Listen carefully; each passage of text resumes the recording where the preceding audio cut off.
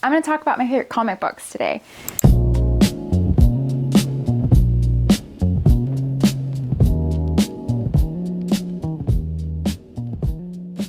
Lately, I've been trying to trade my phone for physical media, and it's made a huge difference. Comics got me off screen into a community, and it reminded me that human creativity matters more than ever. If you think comics are just superheroes in spandex, you're missing out. Comics contain some of the most emotionally devastating, beautifully crafted stories being told today, and a lot of us aren't even exposed to them. These are real books you can hold in your hands, created by real artists, and they pour their soul into every page. No algorithms, no AI slop, just human imagination at its finest. I love the visuals in comic books. It keeps my easily distracted brain interested, and the stories just keep surprising me. I'm obsessed with artwork, visuals, color, so I do really use what a comic looks like as a big deciding factor when I'm choosing what to read. And so far, using that as a criteria has worked out for me. I'm gonna put all of the authors, illustrators, colorists' names in the description of this video. I really don't want to butcher anything. Here are the comics that hit the hardest for me so far. These aren't really in order of least favorite to most favorite, but I will say that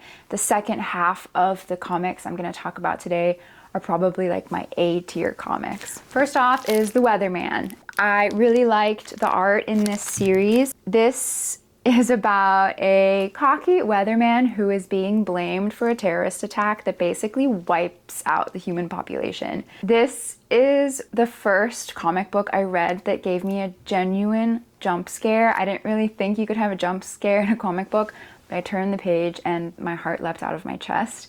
And I thought that that was really interesting. It's an action sci-fi series. I read a lot of those. I really do like sci-fi, and I love these issues, and I can't wait to read the rest. Up next is a relatively new series. It's Ghost Pepper. This is post-apocalyptic. Post-apocalyptic. It has some really cool art, some cool character design. There is some food truck drama, lots of cool robots. This world has been essentially burnt down, and these two characters come together to fight the powers that be. The character Ash is very powerful. I'll kind of show you one of the pages just to get a feel for the artwork. I like when comics are really efficient with their color and have some interesting stylistic choices. I like the female character. I've been having fun so far. I'm excited to see where this goes. Okay, up next is Mouse Guard. These are, I guess, technically graphic novels. It reminded me of some books I would read when I was a child. The art was very nostalgic. The artwork is cute. It's nice. What's not to love? And it's an adventure book. I love a good adventure. Love Lord of the Rings. I love that it's a period drama, medieval times, and I always love when the characters are animals. We've got ferrets, we've got mice. I cried reading this. I'm excited to read more. There's a lot more books. I actually met the author and illustrator David Peterson at Comic-Con, and he signed it for me. Really cool adventure tale. Yeah, big fan, highly recommend. There are a lot more books, so I'm looking forward to reading those. I also love a trade paperback or a graphic novel. I just like reading one big book instead of a bunch of little ones. Slightly Exaggerated is next. This was the first comic book that I picked up that I chose solely off of the art. I love the world building in this. The colors are so beautiful. It focuses on themes like religion, inevitable death, and purpose. You know, no big deal. I'll show you a couple pages here that I really like. There's a lot of really cool sea creatures in this, a couple really sad moments. I really like these grandiose, picture-heavy pages. Yeah, I'm just a sucker for color. And I'm not really showing you a lot of the dialogue, but hopefully you get a feel for just how beautiful this book is. I like the story, but I love the artwork. Up next is Something is Killing the Children. I just inhaled these. I kind of put a stop on all the other comics I was reading to get through these. It's blowing up. I think that it's being adapted into a show or a movie, so I'm excited for that. This tackles themes like fear, okay? This terrifying unknown that can destroy us. And the artwork is good in this as well. It is pretty violent at some points, so I'm surprised that I've enjoyed it as much as I have. There's no music, there's no scary sounds, so even if you're not into horror, I think that you can still enjoy the horror genre in a comic book. I have, at least. I'll show you a couple pages just so you can get a feel for the artwork. I love Erica Slaughter. If I was blonde, I would definitely dress up as her for Comic-Con. I don't think I could pull off a blonde wig. I love a black sheep. I love a rule breaker. So yeah, very cool character in Something is Killing the Children. Up next is The Moon is Following Us. Daniel Warren Johnson is so amazing. I mean, he's a legend in the comic book world. If you love comics, then you know all about him. I have both the partial paperback and a lot of the individuals with all sorts of different covers. I'll show you a page in here really quick.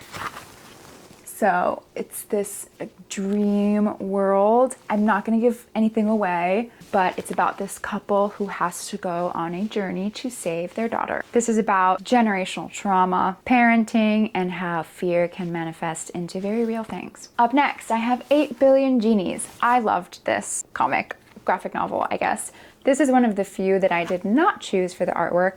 I actually just chose this because Reddit spoke really highly of it and the story seemed so interesting. The premise is everyone gets a genie. Total chaos ensues. I loved how the artist and author explored what would happen to society if all of a sudden money doesn't really have a value. You have to reprioritize what's important in life. It's a deep meditation on fulfillment and what really matters at the end of the day.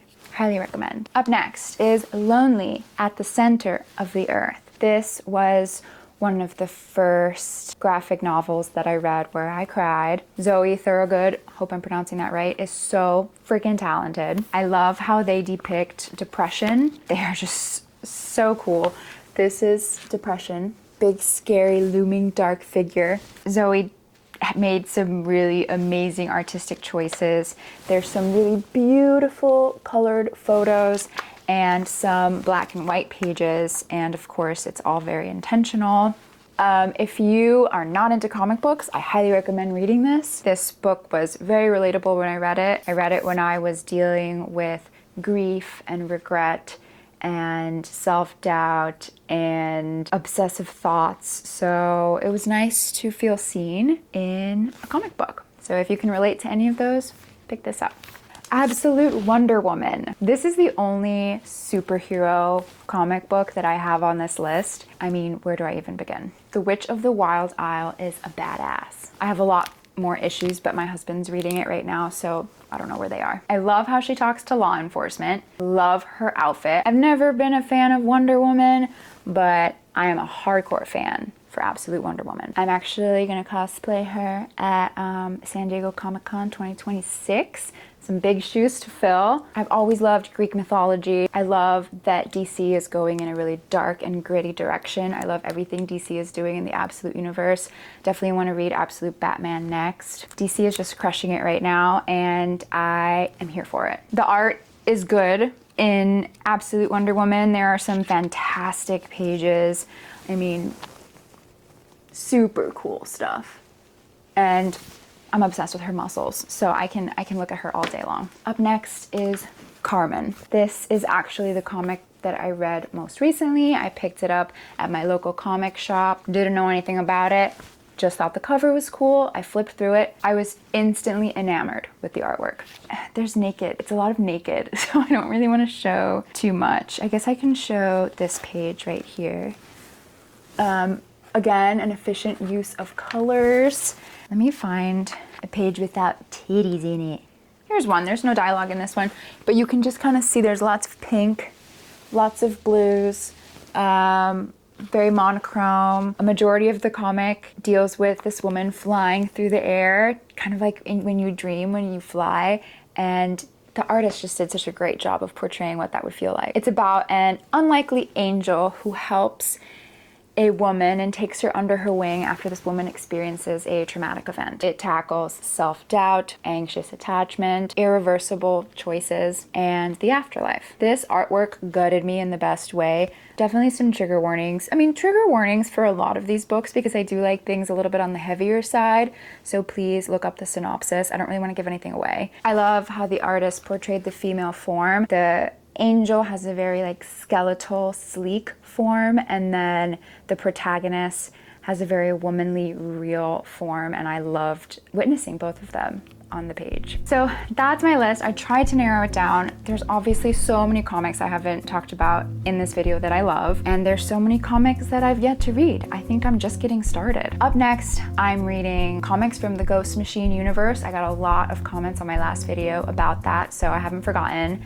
I bought Beneath the Trees, which I'm gonna read. I just didn't want to read so much like murder horror stuff since I was in the thick of it with this.